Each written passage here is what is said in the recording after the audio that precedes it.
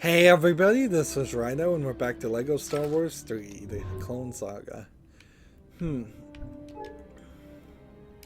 We've had two strategy boss battles happen in a row going down this Count Dooku route path. I have no clue why that is. I mean, that's just crazy. Just completely crazy. Maybe it has something to do with maybe this game came out right when the DS came out, because I believe the Nintendo DS was the first handheld to have a touchscreen, and I could see on the Nintendo DS version of this, since those are completely different versions when they make those LEGO games. Maybe with a touchscreen, it would kind of make sense to do that. A modern day equivalent is if LEGO made a cell phone game where there was a top down strategy going on, it would make kind of sense then why this might, if they are very lazy, get port that touchscreen cell phone game to a 3D environment console game, which this is definitely a console game. That's the only excuse I can even think, besides just like they were over budget, they didn't care, and they just had a bad project manager who didn't cut that feature early in development. Well, at least we get to fly around here in these Jedi planes, which I'm not sure you even see any of these planes in the original series or in the prequels. And see, if you get too close to the planes, apparently you fly under the other ships. And there's no targeting. So, like, I would like to be able to target these gold things because I think I could break them. But I've got to get just the right distance and see if this works. And things keep flying in front of me.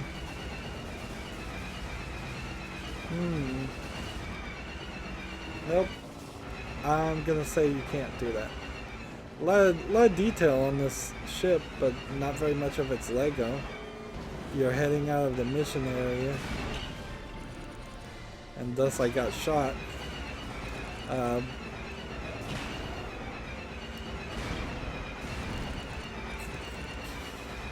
I would have much preferred flying around here and just seeing a big empty sky with some characters wandering around, or just flying over the same desert planets and seeing a bunch of troopers marching everywhere than doing the real-time strategy things.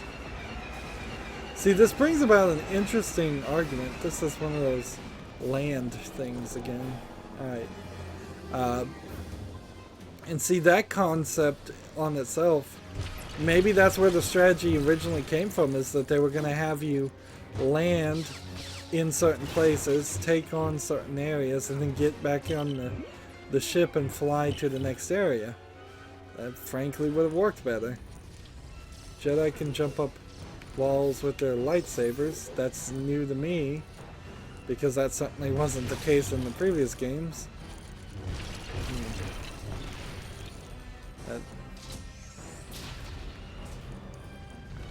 Let's see. Apparently I'm gonna have to figure out some character that can put out fire.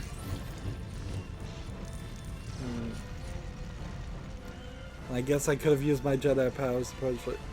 So I had the thought, should little kids play bad games? Inherently, I can't with a good conscience say yes. Like, I just don't think so. No. Like, I know in my history when I was playing NES games that some of those were awful games. Some of them were impossible to win games. Some of them cheated. Some of them crashed. Well, they would lock up on rare occasions. Actually, a lot rarer than probably PC games do today. And certainly that led to some strategy and some stick-to-itiveness that I probably wouldn't happen through that struggle. But it eventually just gets down to, do you want better for the next generation or worse? And I just say no. I don't think these bad Lego games are the right way to play it. That being said, I still kind of think if you get them on a console, they won't crash, they won't lag up. Hopefully. If they do, and I would heavily recommend everybody investigate and look at reviews first. But as long as they run well on consoles, and I would say let kids play these games. Some of them are still bad. Some of the Lego games, even if they never crashed or anything, like Lego Indiana Jones covers the Crystal Skull. I wouldn't really have kids play that. I wouldn't have even released Lego Indiana Jones 2. Similarly here, like, not only do I think they could have done a better job to do the Clone Wars cartoon, to explain what's going on, and in other ways just make it a better experience and a more something more fun experience. So yeah, so far I'm saying no to this one, and I can pretty much tell you already that this is probably not one that you would want kids to play, even if they are fans of the thing. Here's another example of just a feature that's not very Lego-y. Like, I like that it gives them a new way to open a door, but frankly, we've got plenty of ways to open doors that are more Lego-based. You could simply change this to Lego bricks that are filling in the hole, and then just either smash them or even have to hit the X to cut through it. But at the very least, do something that's actually involving Legos. Or don't. Or just don't make it a Lego game. It wouldn't be the end of the day if the end of the world if TT Games stopped doing Lego video game licenses and just did kids games that were good. If they were gonna recommit themselves to quality, or perhaps commit themselves to quality. I'm not sure that it isn't anything more than just luck that the first video game that they made in the Lego series that was licensed, the Lego Star Wars, was good. I imagine they probably put a lot of time in it, and it was a game that they probably got at least 5 years to work on in development. Probably many years before they ever announced it or anything. And I think that's inherently what the difference is they've gotten so focused around churning out these games every couple of years that they just don't have time to do it right and do something interesting with it.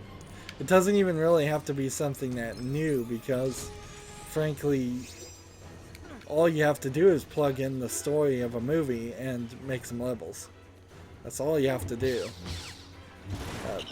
It would be a lot more difficult if they were trying to make a new story. Of course, that is still a lot of stuff to do, frankly. Making a video game's never easy, but you've got quite a cheat when the story's already written and you already know how action scenes should look and play out.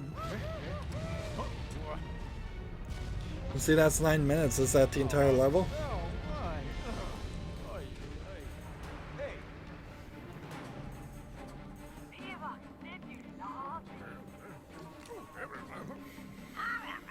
This guy's reading a comic book. That would be cool if there was a, like, comic book in the Star Wars universe that was hidden in the backgrounds and known.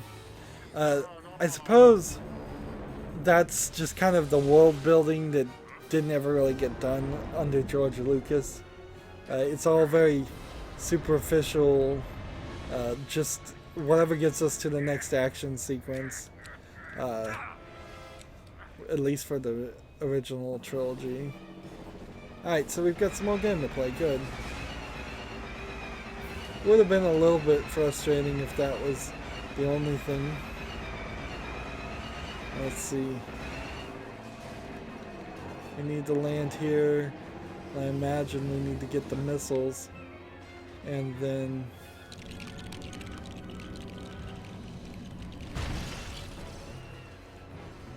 let's see. Was that all that was needed to do? Look how big the missile generator is compared to the size we've seen them at before. The concept of missiles, by the way, totally nothing I've ever seen in Star Wars. It's just made up for the games. It really is. At least as best as I can tell. I'm not the biggest Star Wars fan. I'm more of a Lego fan than a Star Wars fan, so I like the Lego Star Wars Complete Saga. I'm pretty disappointed with the... like, I think I missed an entire extra section, by the way.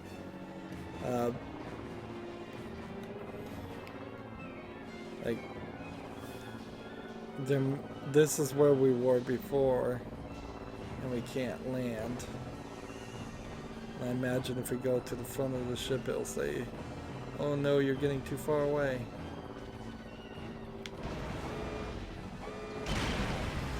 What's the point of giving you the warning, by the way, if it's going to shoot at you before it gives you enough time to turn around? Because as soon as I saw that warning, here it's locking up, I turned around and it just doesn't mean anything. If you look at the interfaces, you can see that at the top left you have a character in the top left and the top right that are always moving. There's a heartbeat that's always moving. There's a lot of just little extra animation going on that theoretically could push a processor, a GPU or a graphics processor to its limit, but not really. In all seriousness, it's highly unlikely it's really going to do anything. But if you were trying to get a smoother game, you could easily say just don't have the characters move in their little circle screen. Don't have the stud spin. Don't have the heartbeat. The weird thing about optimizing video games, of course, is that it's mostly just secret magic. Not really. No, magic's not real, but it's mostly such internal and complicated and proprietary to the engine you're using things that you can talk about general optimization, but anything above that, it could be anything. Anything and everything could possibly be causing your game to run slowly.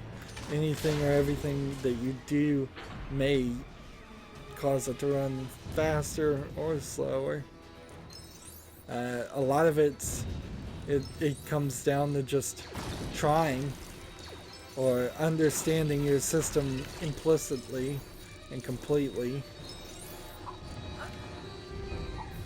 See, and I just so badly wanted to jump into that ship, and that's not what happened.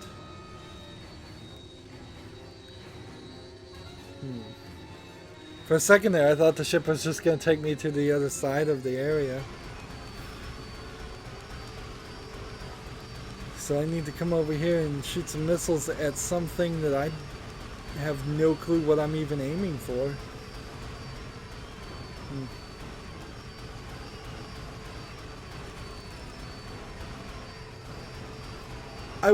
It's possible, I'm not saying it is the case, but it is possible that spending all the time programming lines of enemies to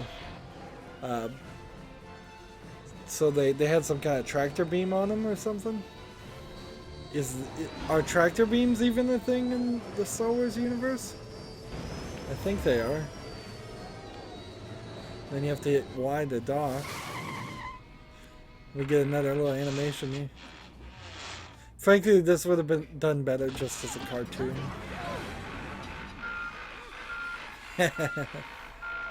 Is this a joke against women being bad drivers? I think it is. There's something in the animation of the characters, by the way, that they don't have anything under their arms. The female characters that are wearing the tank tops, so it looks a little weird. And then one of the characters doesn't have anything on her back at all, so it's then she's probably just wearing some weird scarf thing. At least that's what's being implied by the way it's animated in the Lego minifigs. I don't know what it really looked like. Probably looked a lot more normal in the cartoon. I suppose I could go into the deeper implications of why there's a bunch of scantily clad aliens running around in the Clone Wars cartoon for kids, but I think I'll pass on this time. I've made similar arguments in this thing, and frankly, who knows, maybe the Clone Wars cartoon was really for adults to watch, and it just pretended to be a kid's show. But yeah, this character in particular, look at her front. Can I put away the weapon and stand up straight? She's got what you would assume is kind of like a tube top, and then look at her back. It's nothing but what I assume is her skin, unless she's wearing just an entire shirt. But you can almost see, you can see a little dot there that's also a belly button and hip curves. So how is this tube top staying on? According to this implication, it's completely backless. Now look at the guy in comparison, Anakin here.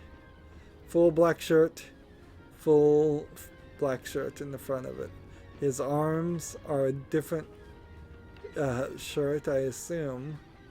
And let's see, do we have anybody else that we could easily compare it to? Well, you have Padme here, where she's wearing a full thing and a full vest and shirt. Maybe this was the last attempt at doing something close to the slave Leia thing. That's now allegedly, I've heard, completely banned under Disney's. So there will be no more slave Leia action figures or references at all. And I imagine they'll stick to that.